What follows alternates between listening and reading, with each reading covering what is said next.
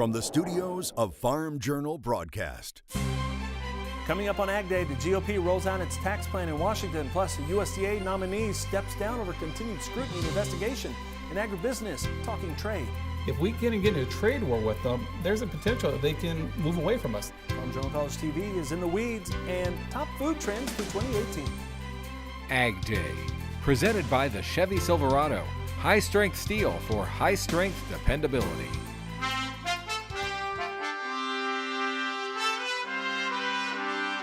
Good morning, I'm Clinton Griffiths. House Republicans are rolling out their tax plan, setting the stage for the biggest reform in 3 decades. The House Republican leadership rolling out that plan on Thursday. It slashes the corporate tax rate, lowers taxes for most people, and limits a deduction for homeowners. The proposal would add $1.5 trillion to the nation's debt over the next decade, but middle-income families would pay less thanks to doubling of the standard deduction and an increase in the child tax credit. Some two-income upper-middle-class families would pay more after being bumped into a higher tax bracket. House Speaker Paul Ryan says now is the time for change. With this plan, we are making pro-growth reforms so that, yes, America can compete with the rest of the world, but we're also making it so that families like these that are here can have more take-home pay. On the farmstead, this plan would continue the business interest deduction and repeal the estate tax. The American Farm Bureau Federation says the bill recognizes the unique financial challenges of farmers and ranchers. President Trump's pick for USDA's chief scientist has withdrawn his nomination for the post after being linked with the Russia probe. In a letter to the president, Sam Clovis, saying, "The relentless assaults on you and your team seem to be a blood sport that only increases in intensity each day." Now, Betsy Gibbon joins us now with more on the withdrawal. Sam Clovis, who was a co-chairman for the Trump campaign, wrote in a letter to the White House he does not want to, quote, be a distraction or a negative influence, end quote. The withdrawal comes at a time when court papers revealed Clovis had communications with George Papadopoulos, who lied to the FBI about his talks with Russian officials. Court papers say Clovis encouraged Papadopoulos to organize off-the-record meetings with Russian officials back in 2016. Farm Journal Washington correspondent Jim Wiesmeyer says this may not be the end of Clovis's career. Some sources are telling me that he could still eventually find a slot within the Trump administration in a non-Senate confirmed capacity, usually an advisor of some sort. So that won't happen right away. They're going to have to let the dust settle on all. Wouldn't totally rule him out. Clovis received backlash early on as some opposing his nomination felt he wasn't qualified for the job. In a letter to the president, Clovis said he did not think he could get a fair consideration for the position. Now USDA will have to nominate someone for that ag post. Wiesmeyer says history tells him the next nominee will more than likely be a non-controversial person with more overall support from the scientific community. If that's the case, he does not think it will take long to nominate and set up a hearing. Now USDA will have to nominate someone for that ag post. Wiesmeyer says history tells him the next nominee will be more than likely a non-controversial person with more overall support from the scientific community. If that's the case, he doesn't think it will take long to nominate and set up a hearing. Rabobank expecting China to increase its pork imports through the last few months of the year. A new report by Rabobank suggesting a stronger pricing trend as the major importing countries, including China, will likely maintain steady import growth. Now, China's pork imports were down 27% in the first 8 months of this year. Rabobank, however, still expects total exports for 2017 to be higher than last year. Sedgwick County, Kansas is attempting to persuade Tyson Foods to build a proposed $320 million chicken complex in the Wichita, Kansas area. Now, a letter by the county commissioner says the county is ready to collaborate on a partnership with Tyson. The letter touting the county's land mass, transportation system, and agricultural framework to support those Tyson facilities, also signed by the county manager and assistant Wichita city manager. This after Leavenworth County rescinded plans for $500 million in revenue bonds to support building that plant. Mike Hoffman has some crop comments to end this week. What do you have for us, Mike? Good morning to you, Clinton. We're going to start off in Canada. Alex Shaw is in the middle of harvesting corn. He says the moisture content is coming in between 17 and 19%. And Chelsea Sweeter from Lincoln County, South Dakota, sending us this picture of corn harvest. USDA says 35% of corn acres have been harvested in South Dakota. That's 31 points behind the 5-year average. Taking a look at the weather drought monitor, first of all, you can see the very dry conditions across the far northern plains and the middle of the country, but it has it has improved dramatically in the northeast. We'll talk more about that and have your forecast coming up. First, here are some hometown temps. Farm Journal On Air is the go-to app for American agriculture. AgDay, AgriTalk, U.S. Farm Report, and more. 24/7 access to all of your favorite shows, TV and radio. In your hands, on demand. Farm Journal On Air. Download the app today. All right, when we come back, we'll discuss trade, NAFTA, and the potential impacts to commodity markets. And later, the lists are already coming out. I look at the top food trends for 2018.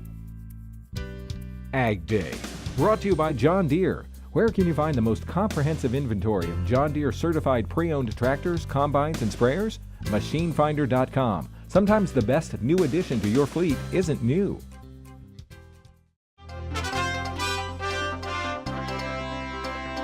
FMC Corporation announcing it has completed the closing of its 2 pending transactions with DuPont. FMC acquiring DuPont's crop protection business, including pesticides, herbicides, and a substantial portion of DuPont's global crop protection R&D capabilities. The transaction makes FMC the 5th largest crop protection chemical company in the world by revenue. Additionally, FMC is also completing the sale of its health and nutrition business back to DuPont. All right, let's shift over to commodity markets at the CME for more on Thursday's trade. We've got some positive momentum building in the grain complex. Corn, soybeans, wheat, all getting a little bit of a bid. Now, as far as the soybeans are concerned, we've been friendlier on them for quite some time now. They held technical support very well. 985 was the 50% retracement from the June lows to the July highs, as well as trendline support from the August lows. The next level that the bulls want to see a close back out above is 999 to 1004. If we're able to do that on a conviction close, I think there's more room to 1021. We have been straight up for majority of the week in live cattle, feeder cattle, as well as the lean hog complex, all trading significantly higher on the back of strong fundamentals and strong technicals. But today we're seeing some profit taking come into play, some long liquidation. We know funds have established a rather large net long position in the live cattle and near record long position in the feeder cattle. So the overextension led to some profit taking. Now we're looking at the market coming back into key technical support. We know a lot of people are trying to step in and pick a top in this market, but we would tread lightly, as we'll probably get a late cash trade Friday afternoon after the market closes, which could shake things up come next week. And I'd do the same for lean hogs. So that's what we're looking at to round out the week. That's what you should be looking at too. This has been Oliver Slope with Blue Line Futures from the floor of the CME. Jim McCormick with Allendale Incorporated, our guest today. Jim, let's talk about this trade negotiation that's happening on NAFTA. Obviously, you're looking at it from a market's perspective. What's your take? It has been a bit contentious over the last month or so. Contentious is probably a kind way of saying it. It really looks like we're far apart between the U.S. delegation and the Mexican delegation, and I think it's something you need to be worried about if you're a producer. Mexico is our biggest buyer of corn. They buy 97% of their corn from us. They buy, I think, where their tops are rice, pork, poultry. Those are all our top buyers.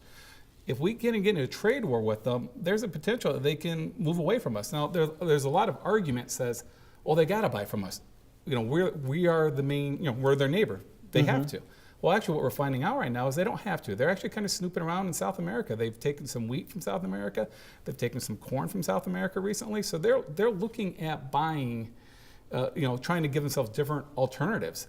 I like to tell a lot of customers when they say, well, why would they buy from us? I said, think about this. In the eastern United States, we actually import a boatload or two of corn a year from South America. Sure. If we can justify economically bringing corn in from South America into the East Coast, you got to figure the Mexicans are going to figure out the way to bring it into them if they need be, and that's if the trade negotiations go bad. Yeah, and we have heard some of these comments about, well, maybe we need to step away from this, maybe we need to renegotiate with a bilateral.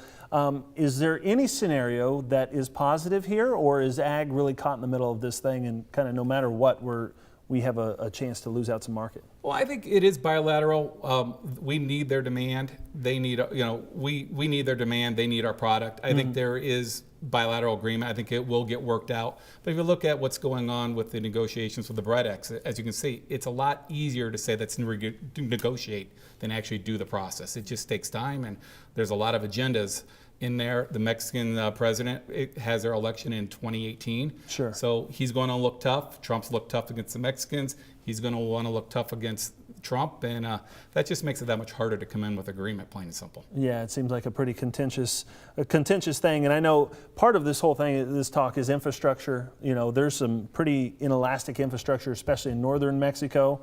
But the South, those ports can bring grain in from other places. Yeah, plain and simple, they can bring it in, and that'll hurt us if they lose that competition. All right, well, we'll keep an eye on it. Thanks, Jim. We'll be back with more Ag Day in just a moment. To talk to Jim McCormick one-on-one, contact Allendale Incorporated at 815-578-6166 or email Jim at jmccormick@allendale-inc.com.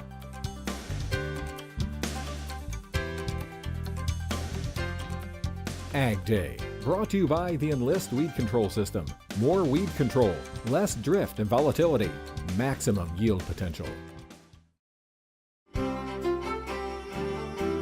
Ag Day weather, brought to you by Kawasaki and the new Mule Pro FXR side-by-side. Ride like a boss with high-end styling and rugged capability. Welcome back to Ag Day here with meteorologist Mike Hoffman. Mike, looking at the drought monitor here, that Northeast has changed so much. Oh, yeah, of course it took a major storm, which was pretty bad news for a lot of those folks, but the drought's gone in that part of the country. But we continue to see moderate drought from Missouri, St. Louis area, all the way through much of Arkansas into the Texarkana area, and still small areas of extreme to exceptional drought from South Dakota into Montana. None of those areas have really gotten worse over the past 4 weeks. But let's go back to 4 weeks ago. You can see we were drying out across the western Great Lakes, northern Mississippi Valley, but that has been going away as well. It was drying out across the Northeast before that major storm came in. You can see some of that drought starting to settle in, and then it's basically gone on the latest one, and that's what we talked about right off the top. There's a map as we start today. We have some more rain heading into New England, scattered showers from there all the way down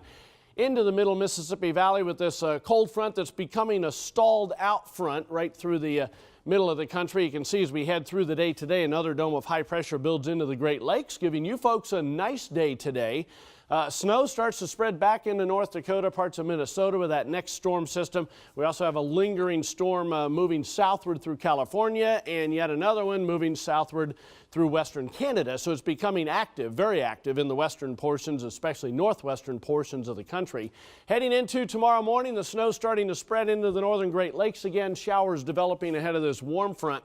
In the northern Mississippi Valley as well. Just a couple of showers here and there along the front as it moves through the mid-Atlantic and the southeastern portions of the country. You can see by later in the day tomorrow, though, the showers become more widespread in the eastern Ohio Valley into the central Great Lakes.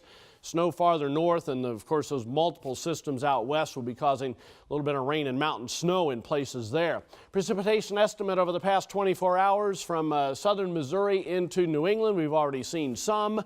Over the next 36, we will add a little bit more through parts of the southeast and into the northeast, but you can see nothing overly heavy. There will be some heavy areas out west. Most of those are going to be in the higher elevations and in the form of snow. You can see over the next 36 hours, we'll add a little bit of light snow once again across the upper Midwest, but at the heaviest amounts, obviously, the higher elevations of the northern and central Rockies. This afternoon, high temperatures ranging from 30 along the Canadian border to almost 90 in South Texas. Big time differences when you see those fronts kind of waving across the country. And you can see we warm up into the 80s southeast into the southern plains, but still highs only in the low 30s, far northern plains. Jet stream showing that to us. We're trying to form a trough out west and a ridge in the east, but it's not really going to happen. Looks like we'll continue to see these waves coming from west to east, which means a very active weather pattern. That's a look across the country. Now let's take a look at some local forecasts. First of all, Las Cruces, New Mexico today, good deal of sunshine, nice afternoon, high of 79. La Crosse, Wisconsin, mostly cloudy and rather cold, high of 42.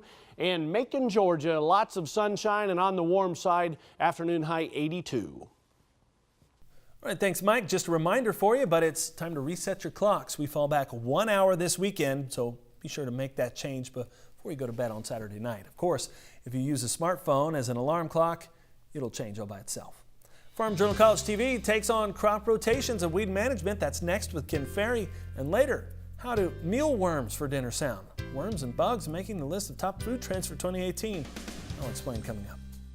This is Machinery Pete, inviting you to check out my new website, machinerypete.com. Offering farmers tens of thousands of used equipment listings to search, let Machinery Pete help you find and value your next piece of used equipment.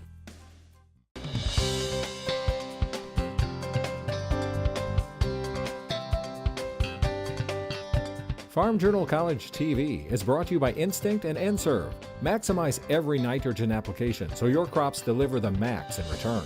Learn more at maxinmaxout.com. Fighting against weeds is a major focus of field work during the growing season. Well, this morning, Ken Ferry discusses weed management and crop rotations on Farm Journal College TV. You know, if you stay in one rotation too long and use one set of chemistry too long, you'll select for whatever the weakest part of that management program is. So whether it would be things like, you know, cane or foxtail or water hemp or Palmer amaranth, that type of thing. And sometimes, especially in a Roundup program, we're using Roundup as your main chemistry, and when you get resistance to it, you may have to change the chemistry to get the weed under control.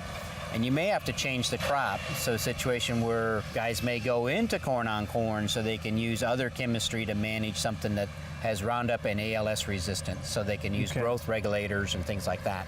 So again, it's not uncommon to have to change your rotation so you can change your chemistry completely to manage it. The big thing would be, once you get that certain weed under control, is from then on pay attention to the chemistry you're using. A lot of times farmers just use the same thing they did last year because it worked really well for them the last 2 or 3 years.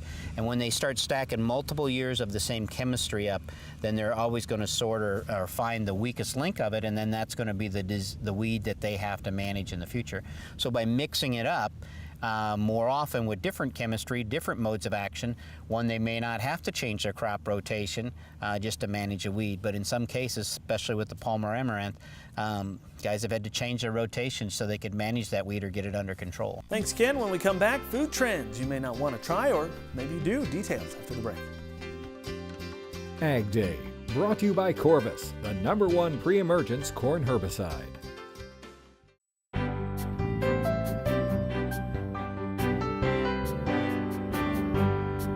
In the country, brought to you by Kubota's M7 series. Learn more about the largest tractor in Kubota history at Kubota.com. We get lists and press releases about food and agriculture all the time, and we just got an interesting collection of trends from the University of Florida. Their faculty releasing predictions for the top food trends in 2018. That includes 8 major trends, some new, some renewed. For instance, on the list in 2018, a new and growing focus on the impact of diet on cognition. The growing trend of artisan food, handcrafted in small batches with high-quality ingredients. Then there's the rise of food entrepreneurs, people using the web and their home to make and sell tasty treats. That's followed by trends they expect to continue to carry over from previous years, things like locally grown food and foodies. Only this year the focus is on being a foodie on a budget, which basically means cooking at home. Also carrying over, a continued focus on food waste and the estimated 130 million pounds of food we toss each year, likely the stuff we bought online from those food entrepreneurs or cooked ourselves while tweeting a pic to our foodie friends. Then there's a continued excitement for small poultry flocks or backyard chickens. People love raising a handful of chickens for fresh eggs. Now, this trend's been hot for several years, and the flightless birds even going from food to family friend, knitted vest and all. Well, earlier this year, the CDC warned small flock farmers about snuggling, kissing, and petting their chickens following a rash of salmonella outbreaks among these purveyors of poultry. The chicken niche is now getting hyper-focused as fowl foodies seek birds on a purely vegetarian diet. Of course, we raised chickens in my house growing up, and when we did feed them cracked corn, their free-range diet was anything but vegetarian, typically including worms, bugs, dirt, and just about anything else they could find. Now, there's a reason for that expression, like a chicken on a June bug. Our final forecasted big food trend in 2018, insects or micro-livestock, as the enlightened call it. From cricket flour to candied mealworms as a salad topper, insects are predicted to be the protein of preference for civilization's salvation. But what I can't get over is that term micro-livestock. Can you imagine John Wayne pushing a herd of grasshoppers across the Red River? I thought Shetland ponies and teacup pigs were far enough. Now, as far as eating bugs goes, yeah, I think I'll pass. I'd rather cuddle up to a sweatered chicken than eat popcorn crickets and roasted worms for Thanksgiving. That's all the time we have this morning. We're sure glad you tuned in. Start your day with us. From all of us here at AgDay, I'm Clinton Griffiths. Have a great one. AgDay, brought to you by Ram Commercial, America's longest-lasting heavy-duty pickups.